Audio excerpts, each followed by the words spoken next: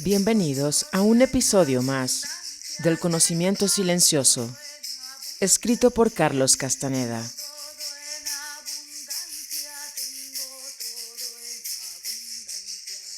Ediciones originales Simon & Schuster, Nueva York.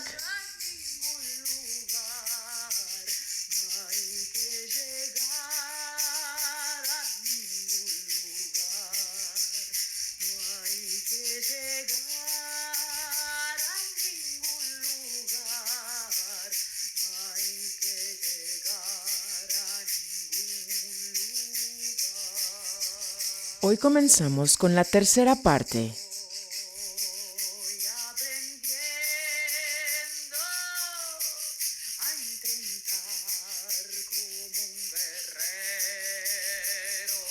Los trucos del espíritu.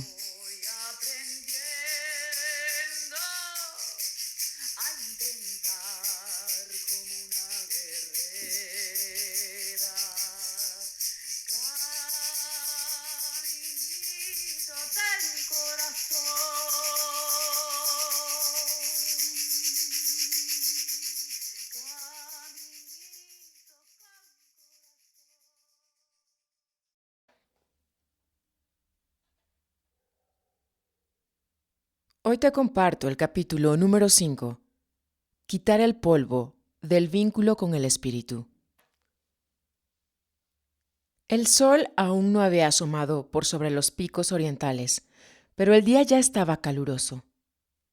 Al llegar a la primera cuesta empinada del camino, a unos cuantos kilómetros del pueblo, don Juan se detuvo a la vera de la carretera pavimentada. Se sentó junto a unas enormes rocas arrancadas de la faz de la montaña cuando la dinamitaron para abrir el camino. Me hizo señas para que me sentara a su lado. Por lo general parábamos ahí para hablar o descansar cuando íbamos en camino a las montañas.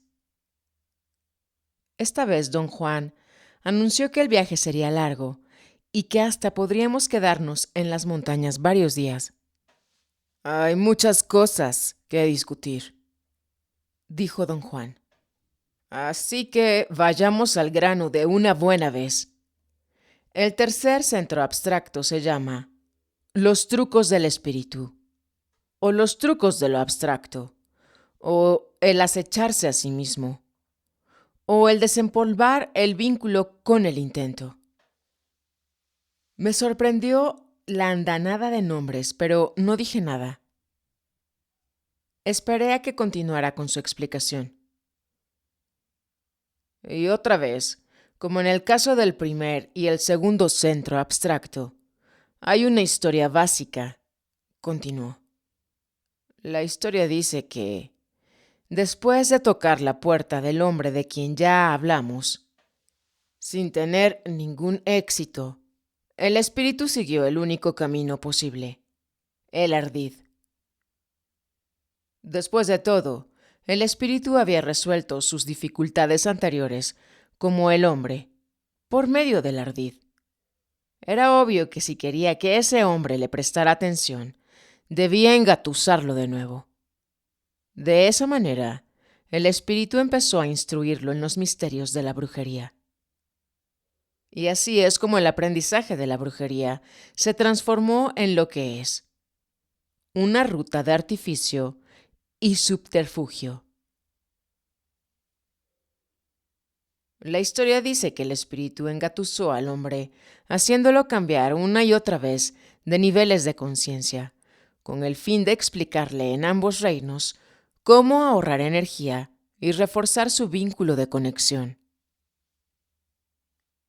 Don Juan me dijo que si aplicábamos esta historia a un ambiente moderno, nos encontraríamos con el caso del nahual, conducto viviente del espíritu, que repite la estructura de este centro abstracto y recurre al artificio y al subterfugio para enseñar. Dejó de hablar súbitamente y se levantó. Luego echó a andar hacia la cordillera de montañas. Aceleré el paso y comenzamos nuestro ascenso. Muy entrada la tarde, alcanzamos la cima de las altas montañas. Aún en esa latitud, hacía mucho calor. Durante todo el día seguimos una brecha casi invisible. Por fin llegamos a un pequeño claro. Era un antiguo puesto de vigilancia que dominaba el norte y el oeste. Nos sentamos ahí, y don Juan reanudó la conversación sobre las historias de la brujería. Dijo que yo había oído la historia de cómo el intento se manifestó al nahual Elías y de cómo el espíritu tocó la puerta del nahual Julián. También había oído la historia de cómo él mismo se había hallado con el espíritu. Y por cierto, me sabía de memoria la historia de cómo me había yo encontrado con el abstracto.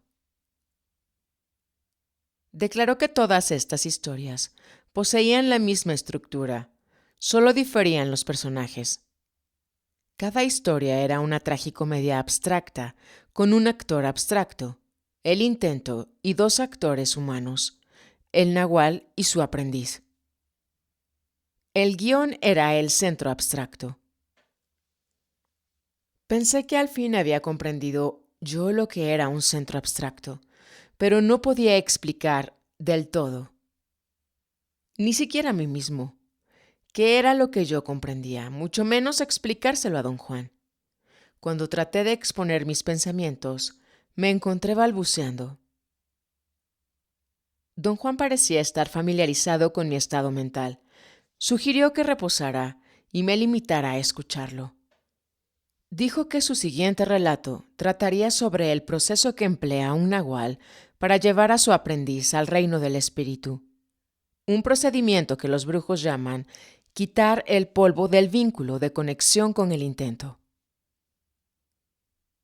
Ya te conté la historia de cómo el nahual Julián me llevó a su casa, después de que me hirieron, y cómo cuidó de mi herida hasta recuperarme, continuó don Juan. Pero nunca te conté cómo le quitó el polvo a mi vínculo con el intento, cómo me enseñó a acecharme a mí mismo. Lo primero que hace un nahual con su aprendiz es jugarle una treta. En otras palabras, le da un empellón en su vínculo con el espíritu. Hay dos formas de hacerlo. Una es por medios seminormales, como lo hice contigo, y la otra es directamente por medio de la brujería, como mi benefactor lo hizo conmigo. Don Juan volvió a contarme cómo su benefactor había convencido a la gente, amontonada a su alrededor, de que él era su hijo y que necesitaba llevarlo a casa porque estaba herido. Pagó a unos hombres para que cargaran a don Juan, inconsciente debido al impacto de la bala y a la pérdida de sangre. Días después, don Juan recobró el conocimiento y se encontró con un indefenso y amable viejecito y su voluminosa esposa cuidando de su herida. El viejecito dijo que su nombre era Belisario, que su esposa era una famosa curandera y que ambos le estaban curando su herida. Don Juan les dijo que él no tenía dinero para pagarles. Belisario sugirió que cuando se recuperara se podría arreglar alguna forma de pago. Don Juan dijo que estaba totalmente confundido, lo que no era nada nuevo para él. En ese entonces, él apenas tenía 20 años y era un indio imprudente y musculoso, sin sesos, sin educación y con un carácter horrendo. No tenía ningún concepto de la gratitud, aunque le parecía que era muy amable de parte del viejo y de su esposa el haberlo ayudado. Su intención era esperar hasta que su herida sanara y después esfumarse de la casa sin decir ni gracias ni adiós. Cuando se recuperó lo suficiente y estaba listo para huir, el viejo Belisario lo llevó a un cuarto vacío y entre susurros temblorosos le reveló que la casa donde estaban no le pertenecía a él, sino a un hombre monstruoso que lo tenía a él y a su mujer prisioneros. Le pidió a don Juan que lo ayudara a escapar de su tormento y cautiverio. Antes de que don Juan pudiera responder, un verdadero monstruo como de un cuento de ogros se precipitó dentro del cuarto, como si hubiera estado escuchando tras la puerta. Era de un color gris verduzco. Tenía la cara de un pez y un solo ojo inmóvil en medio de la frente.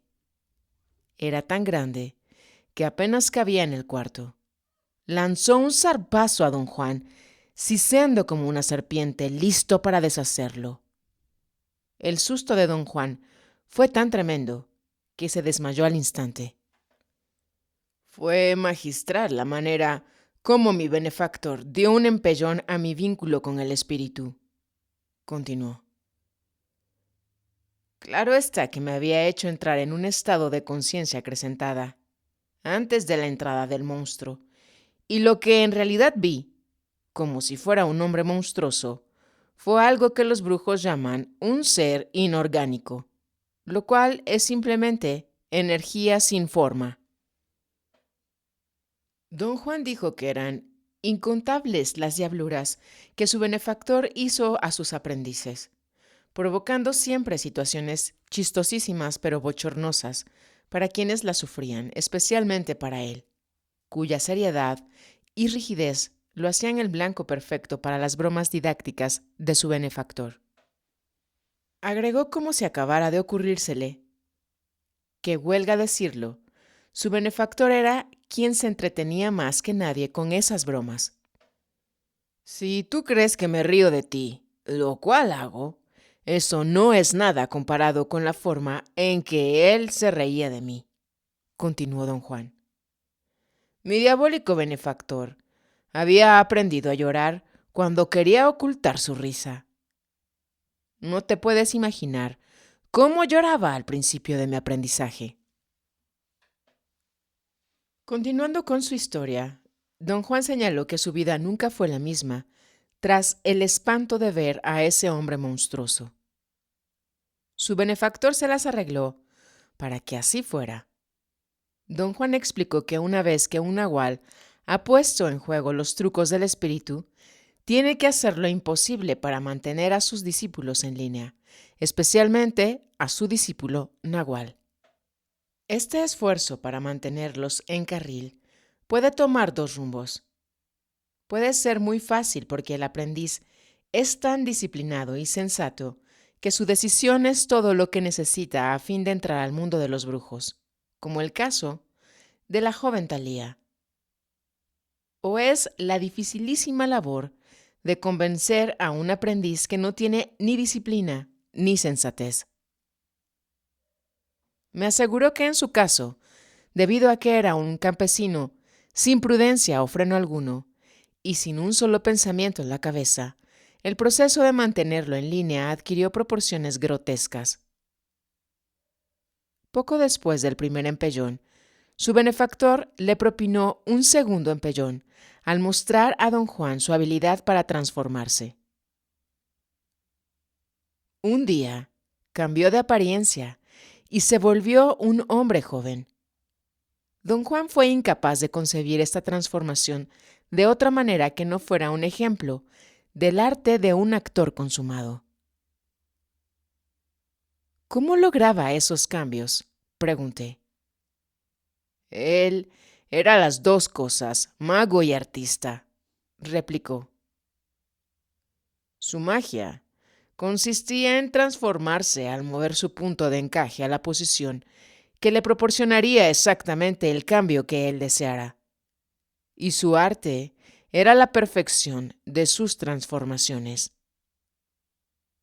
No entiendo muy bien lo que me está usted diciendo, dije.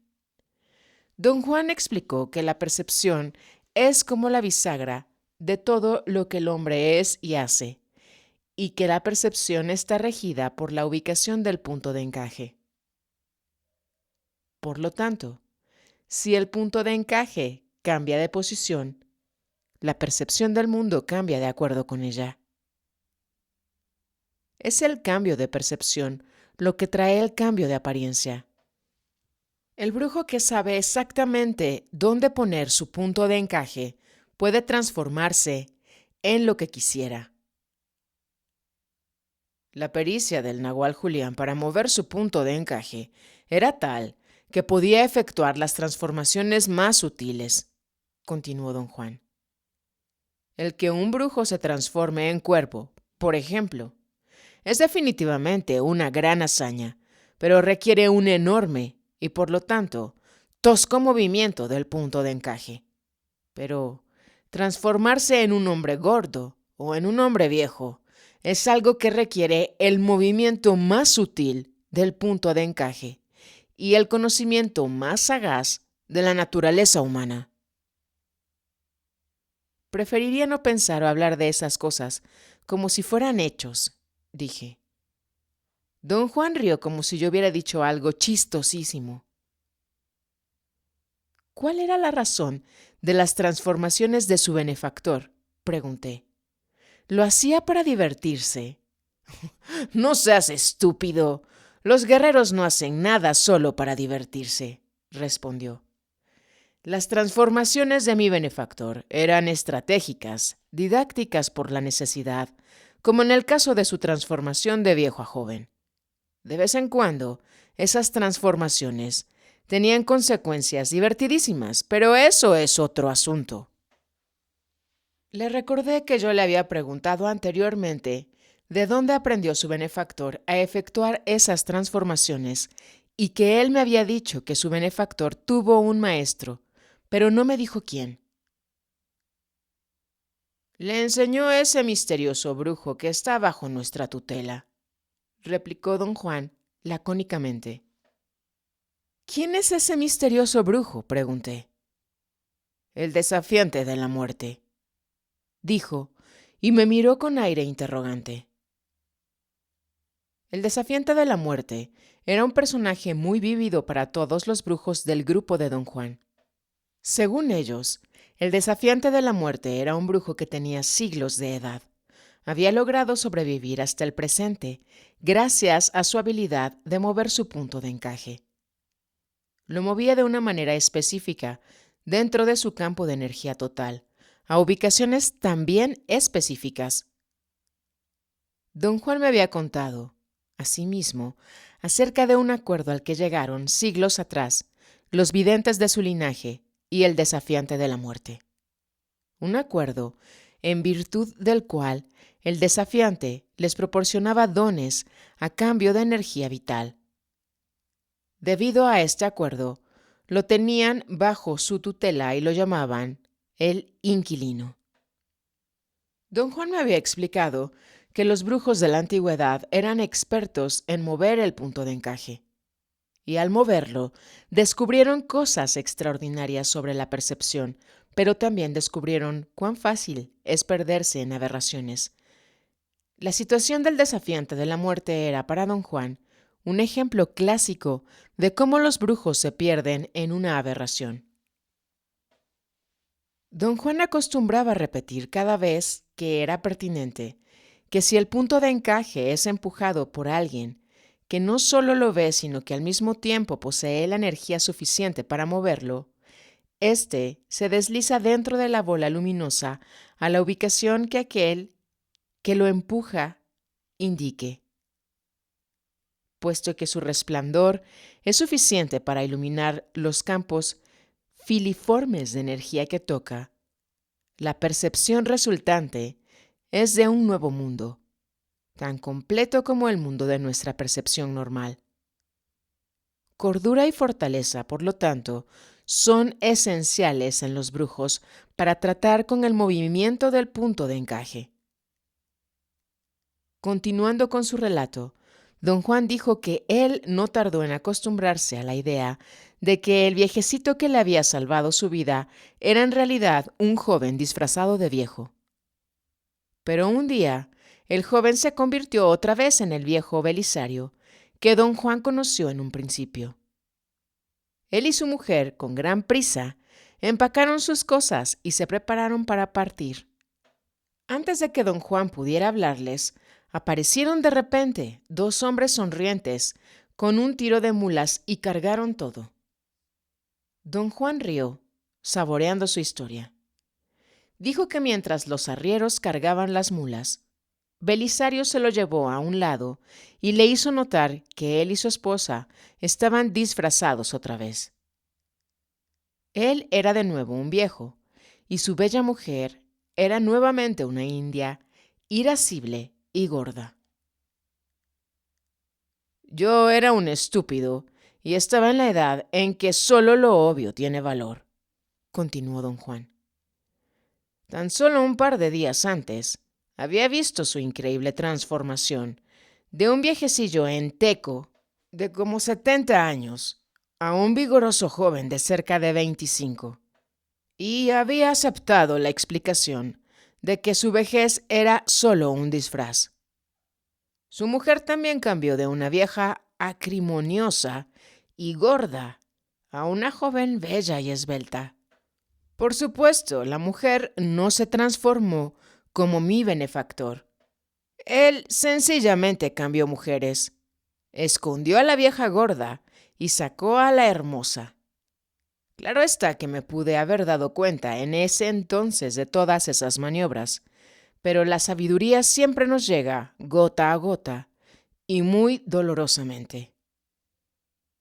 Don Juan dijo que el viejecito lo abrazó para despedirse y le aseguró que su herida estaba curada, a pesar de que todavía no se sentía del todo bien. Después, con una voz que reflejaba una verdadera tristeza, le murmuró al oído: «Le has gustado muchísimo a ese monstruo, tanto que nos ha dejado en libertad a mí y a mi mujer, y te ha tomado a ti como su único sirviente». «Me hubiera reído de él», dijo don Juan, «de no ser por unos espantosos gruñidos de animal y un ensordecedor traqueteo de objetos que provenía de las habitaciones del monstruo». Los ojos de don Juan brillaban de deleite. Yo quería permanecer serio, pero no podía contener la risa. Belisario, consciente del estado de pavor de don Juan, se disculpó repetidas veces por el giro del destino que lo había liberado a él y había hecho prisionero a don Juan. Chasqueó la lengua en señal de disgusto y maldijo al monstruo. Con lágrimas en los ojos, enumeró todos los quehaceres que el monstruo exigía todos los días. Y cuando don Juan protestó, Belisario le confió en voz baja que no había forma de escapar, porque el monstruo, además, era un brujo sin par. Don Juan le rogó a Belisario que le recomendara qué hacer, y Belisario le dio una larga explicación sobre el hecho de que los planes solo sirven para lidias con seres humanos comunes y corrientes. En el contexto humano, por lo tanto, podemos conspirar y planear, y dependiendo de la suerte, podemos triunfar. Pero ante lo desconocido, específicamente en la situación de don Juan, la única esperanza de sobrevivir consistía en aceptar y comprender. Belisario le confesó a don Juan, en un murmullo apenas audible, que con el objeto de asegurarse de que el monstruo nunca lo perseguiría, se iba al estado de Durango para aprender brujería. Le preguntó a don Juan si él consideraría lo mismo. La posibilidad de aprender brujería para librarse del monstruo. Y don Juan, horrorizado ante el mero pensamiento de la brujería, dijo que no quería tener nada con los hechiceros. Don Juan se apretó los costados, riendo, y admitió que le divertía imaginar cuánto habría disfrutado su benefactor con ese diálogo entre ellos, en especial cuando él, en un paroxismo de horror, rechazó la invitación hecha en buena fe para aprender brujería diciendo: «Yo soy un indio, nací para odiar y temer a la brujería». Belisario intercambió miradas con su mujer y su cuerpo empezó a sacudirse como en convulsiones. Don Juan lo observó con más atención y se dio cuenta de que estaba sollozando en silencio, obviamente herido por el rechazo. Su mujer tuvo que sostenerlo hasta que dejó de llorar y recobró la compostura. Cuando ya salían de la casa, Belisario le dio a don Juan otro consejo. Le dijo que debía tener en cuenta dos cosas: que el monstruo aborrecía a las mujeres y que don Juan debía mantenerse muy alerta por si aparecía un reemplazante, y sucedía que el monstruo le cobraba a precio, al punto de querer cambiar de esclavo. Pero que no pusiera en ello muchas esperanzas, pues iban a pasar años antes de que siquiera pudiera salir de la casa. Al monstruo le gustaba asegurarse de que sus esclavos le eran leales o cuando menos obedientes. Don Juan no pudo soportar más. Se desmoronó en llanto y le dijo a Belisario que a él nadie lo esclavizaría. En todo caso, siempre podía suicidarse. El anciano, muy conmovido por ese arranque, confesó haber sentido exactamente lo mismo. Pero, caramba, el monstruo era capaz de leer los pensamientos y cada vez que intentó quitarse la vida, se lo había impedido de inmediato. Belisario se ofreció otra vez a llevarse a don Juan con él para aprender brujería como la única solución posible. Don Juan le dijo que su solución era como saltar de la sartén al fuego. Belisario empezó a llorar a gritos y abrazó a don Juan. Maldijo el momento en que le había salvado la vida y juró que él no tenía ni la menor idea de que fueran a cambiar puestos. Se sonó la nariz y mirando a don Juan con ojos ardientes dijo: «La única manera de sobrevivir es si te disfrazas. Si no eres listo, el monstruo puede robarte el alma y convertirte en un idiota que solo hace sus quehaceres. Qué lástima que yo no tenga tiempo de enseñarte a ser actor». Y lloró aún más. Don Juan, ahogado en lágrimas, le pidió que le enseñara cómo disfrazarse, porque él ni siquiera podía concebir lo que era un disfraz. Belisario le confió que el monstruo tenía muy mala vista y le recomendó experimentar con cualquier ropa que le agradara. Tenía, después de todo, muchos años por delante para probar diferentes disfraces. Abrazó a don Juan en la puerta llorando abiertamente. Su esposa le tocó la mano a don Juan con timidez y se fueron. Nunca en toda mi vida he sentido tal pánico y tal desesperación, dijo don Juan.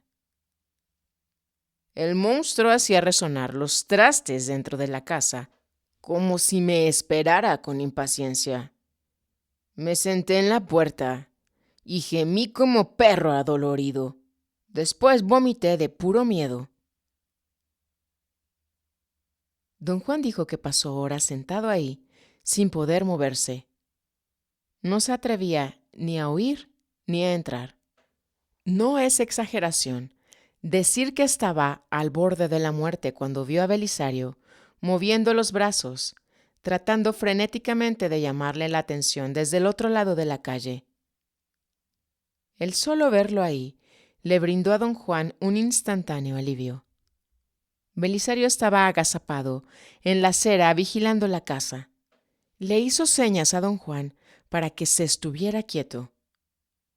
Después de un rato horriblemente largo, Belisario gateó unos cuantos metros y se agazapó otra vez, quedando completamente inmóvil.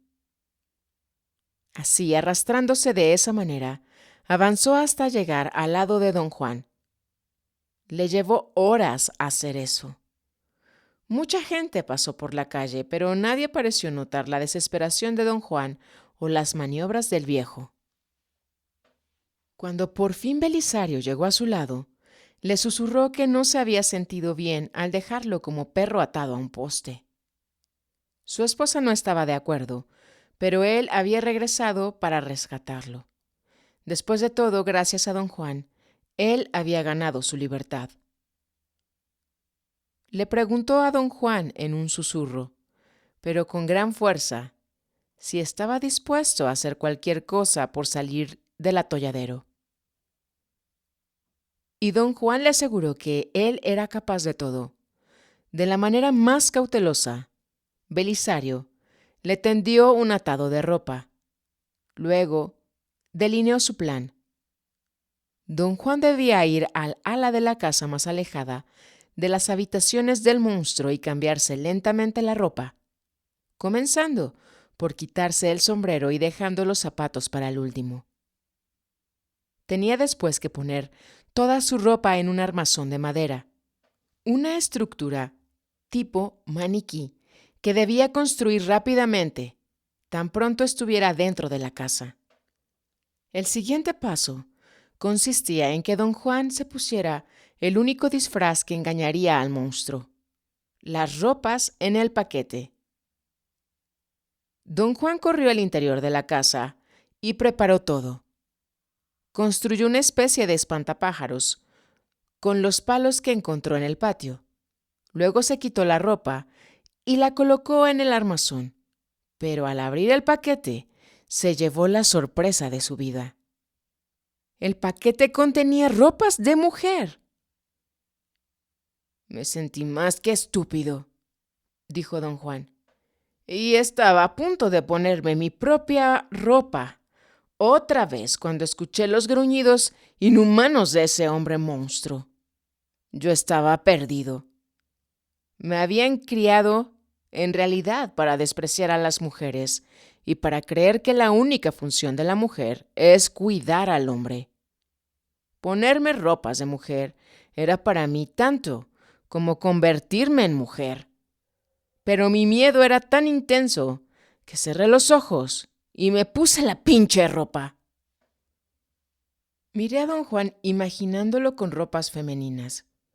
La imagen era tan ridícula que estallé en carcajadas. Según contó don Juan, cuando el viejo Belisario, que lo esperaba en la acera de enfrente, lo vio con ese disfraz, comenzó a llorar sin control. Sollozando así, guió a don Juan hasta las afueras del pueblo, donde su mujer estaba esperando junto con los dos arrieros. Uno de ellos, muy atrevidamente, le preguntó a Belisario si estaba robándose a esa muchacha tan rara para venderla en un prostíbulo. El viejo lloró tanto que parecía estar a punto de desmayarse. Los arrieros no sabían qué hacer con las lágrimas del viejo, pero la esposa, en lugar de apiadarse de don Juan o del pobre viejo, comenzó a carcajearse a su vez, sin que don Juan pudiera comprender la razón. El grupo inició el viaje en la oscuridad por caminos poco transitados, con rumbo al norte. Belisario no habló mucho. Parecía estar asustado y a la espera de dificultades. Su esposa peleaba con él constantemente y se quejaba de que ponían su libertad en peligro al llevarse a don Juan con ellos.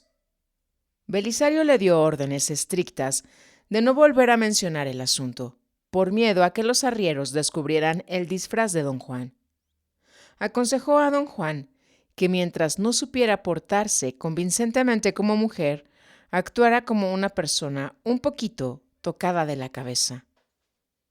En pocos días, el miedo de don Juan había disminuido bastante. De hecho, se sentía con tanta confianza que ni siquiera recordaba haber tenido miedo. De no haber sido por la ropa que vestía, hubiera podido considerar toda la experiencia como un mal sueño.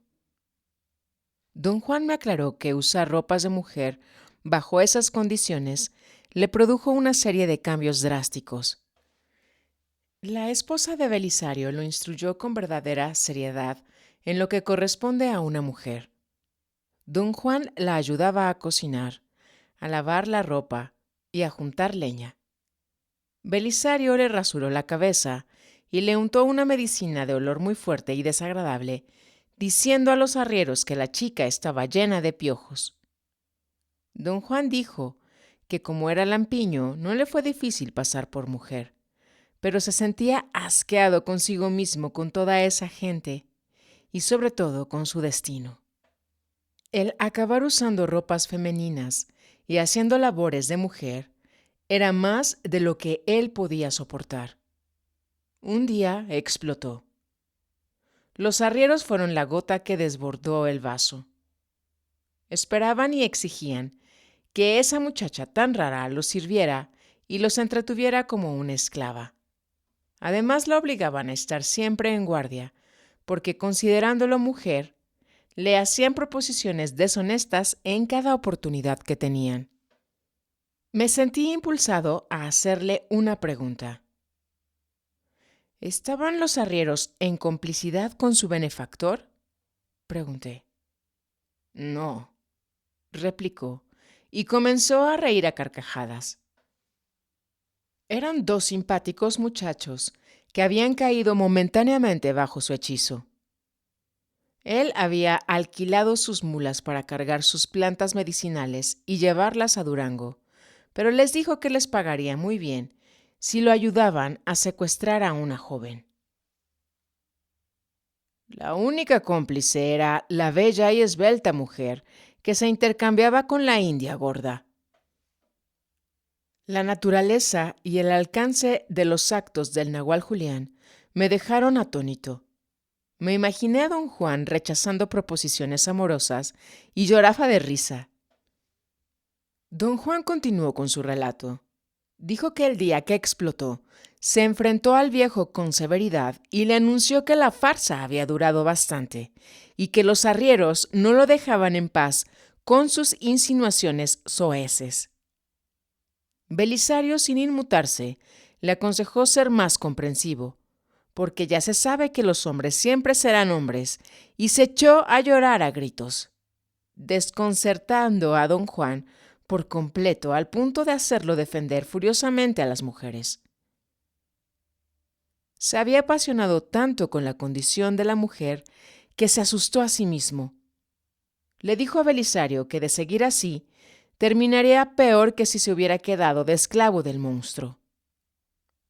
Su desconcierto creció aún más cuando el viejo Belisario, llorando sin control, murmuró idioteces, que la vida era linda, que el poquito precio que teníamos que pagar por ella era una ganga, y que el monstruo podría devorarle el alma de don Juan sin ni siquiera permitirle suicidarse. Coquetea con los arrieros, le aconsejó a don Juan en un tono conciliatorio. Son campesinos, primitivos. Todo lo que quieren es jugar. Así que dales un empujoncito, tú también cuando te lo den a ti. Deja que te toquen la pierna. ¿Qué te cuesta? Y siguió llorando a lágrima viva. Don Juan le preguntó por qué lloraba así. Porque tú eres perfecto para todo eso, respondió, mientras su cuerpo se retorcía con la fuerza de su llanto. Don Juan le agradeció a Belisario por todas las molestias que se había tomado por él, añadiendo que ya se sentía salvo y que quería marcharse. El arte del acecho es aprender todas las singularidades de tu disfraz, dijo Belisario, sin prestar atención a lo que don Juan le estaba diciendo. Y aprenderlas tan bien que nadie podría descubrir que estás disfrazado. Para hacer eso, necesitas ser despiadado, astuto, paciente y simpático. Don Juan no tenía idea de lo que Belisario estaba hablando. En lugar de averiguarlo, le pidió ropas de hombre. Belisario se mostró muy comprensivo. Le dio a don Juan algunas ropas viejas y unos cuantos pesos de regalo. Le prometió que su disfraz siempre estaría ahí, disponible, en caso de necesitarlo. Nuevamente lo instó con vehemencia para que se fuera a Durango con él a aprender brujería y así librarse del monstruo de una vez por todas. Don Juan le dio las gracias, pero se rehusó. Sin decir palabra, Belisario se despidió, dándole fuertes palmadas en la espalda, repetidas veces. Don Juan cambió de ropa y le pidió a Belisario que le indicara el camino. Este le respondió que el rumbo de la senda era hacia el norte y que si la seguía tarde o temprano llegaría al siguiente pueblo. Agregó que a lo mejor se volvían a cruzar en el camino, ya que todos llevaban la misma dirección, la que los alejara del monstruo. Libre al fin, don Juan se alejó lo más rápidamente que pudo. Debió haber caminado 2 o 3 kilómetros antes de encontrar señales de gente. Sabía que había un pueblo en las cercanías y pensó que quizá podría conseguir trabajo ahí, en tanto decidía a dónde ir. Se sentó a descansar por un momento, anticipando las dificultades que normalmente encontraría cualquier forastero en un pueblo apartado. De pronto, con el rabillo del ojo, alcanzó a ver un movimiento entre los matorrales que bordeaban la senda. Tuvo la sensación de que alguien lo observaba. Se aterrorizó tanto que saltó y empezó a correr en dirección al pueblo, pero el monstruo le salió al frente y arremetió contra él, tratando de aferrarlo por el cuello. Falló por un par de centímetros. Don Juan gritaba como nunca había gritado jamás. Sin embargo, tuvo suficiente control como para girar en redondo y correr de regreso en busca de Belisario. Mientras don Juan corría para salvar la vida, el monstruo iba tras él, abriéndose paso entre los arbustos a solo unos cuantos metros de distancia. Don Juan dijo que nunca en su existencia había oído un ruido más pavoroso. Por fin vio a las mulas moviéndose con lentitud en la distancia y gritó pidiendo auxilio. Belisario, al reconocerlo, corrió hacia él, desplegando evidente terror. Le arrojó el paquete de ropas de mujer y gritó: ¡Corre como vieja, tonto! Don Juan admitió no saber cómo tuvo la presencia de ánimo necesario para correr a la manera de las mujeres, pero lo hizo. El monstruo dejó de perseguirlo. Belisario le indicó que se cambiara apresuradamente mientras él mantenía al monstruo a raya. Sin mirar a nadie, don Juan se unió a la mujer de Belisario y a los sonrientes arrieros, quienes evidentemente nunca se dieron cuenta de que la chica rara era hombre. Nadie dijo una palabra durante días. Por fin, Belisario le habló a don Juan y comenzó a darle lecciones diarias de cómo se comportan las mujeres. Le dijo que las mujeres indias eran prácticas y que iban directamente al grano, pero que también eran muy tímidas. Y siempre que se sentían acosadas, mostraban las señales físicas del miedo en sus ojos huidizos, en sus bocas apretadas y en las dilatadas aletas de la nariz. Todas estas señales iban acompañadas de una terrible obstinación, una testarudez de mula seguida por una risa tímida. Belisario hizo que don Juan practicara esa conducta femenina en cada pueblo por donde pasaban. Don Juan estaba sinceramente convencido de que le estaba enseñando a ser actor. Belisario insistía en que le estaba enseñando el arte del acecho.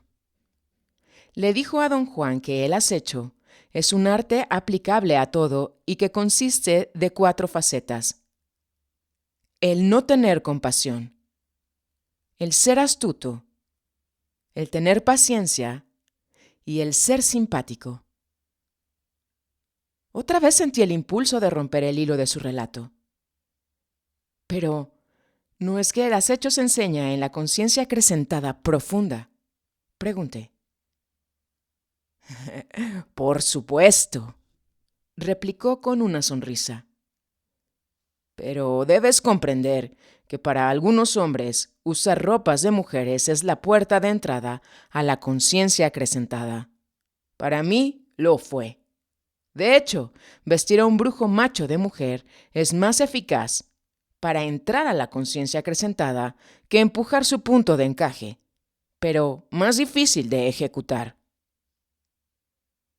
Don Juan dijo que su benefactor lo entrenaba diariamente en las 4 facetas, los 4 modos del acecho, e insistía en que don Juan comprendiera que no tener compasión no significaba ser grosero, ser astuto no significaba ser cruel, tener paciencia no significaba ser negligente, y ser simpático no significaba ser estúpido. Le enseñó que esas 4 disposiciones de ánimo debían ser perfeccionadas hasta que fueran tan sutiles que nadie las pudiera notar. Creía que las mujeres eran acechadoras innatas, y convencido de ello, sostenía que solo en ropa de mujer podía un hombre aprender el arte del acecho. Fui con él a cada mercado de cada pueblo por el que pasamos, y regateaba con todo el mundo, continuó don Juan. Mi benefactor se hacía a un lado y me observaba. No tengas compasión de nadie, pero sé encantador, me decía. Sé astuto, pero muy decente. Ten paciencia, pero sé activo. Debes ser muy simpático y al mismo tiempo aniquilador. Solo las mujeres pueden hacer eso. Si un hombre actúa de ese modo, se le toma por afeminado. Y como para asegurarse de que don Juan se mantuviera en línea, el hombre monstruoso aparecía de cuando en cuando. Don Juan lo alcanzó a ver merodeando por el campo. Lo veía, en especial, después de que Belisario le palmeaba vigorosamente la espalda, supuestamente para aliviarle un agudo dolor nervioso en el cuello. Don Juan rió diciendo que no tenía la menor sospecha de que con las palmadas lo hacía entrar en la conciencia acrecentada. Nos llevó un mes llegar a la ciudad de Durango, dijo don Juan. En ese mes tuve una pequeña muestra de las 4 disposiciones del acecho, pero en realidad no me cambió mucho. Pero me brindó la oportunidad de tener un indicio de lo que es estar en los zapatos de una mujer.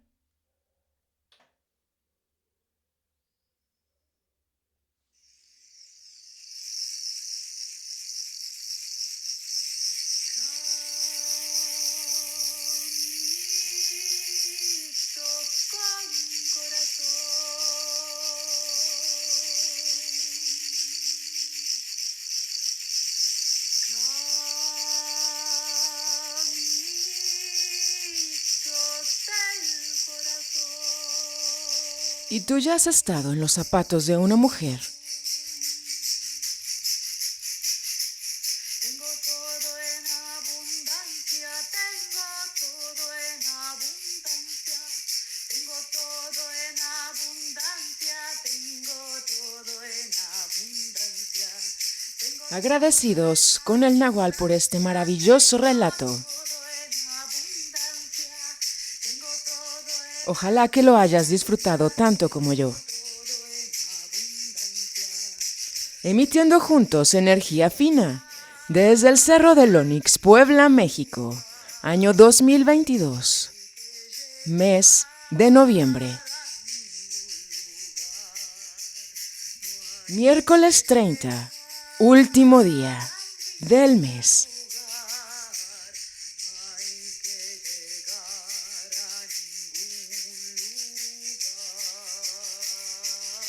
En una mañanita de otoño en el hemisferio norte, soleada, brillante y fresca.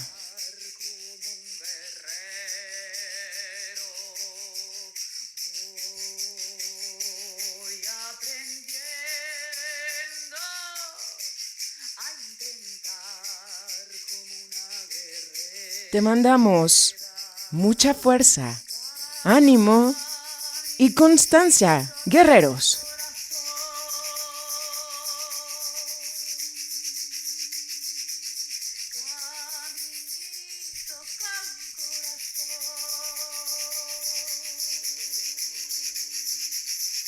Tengo todo en abundancia, tengo todo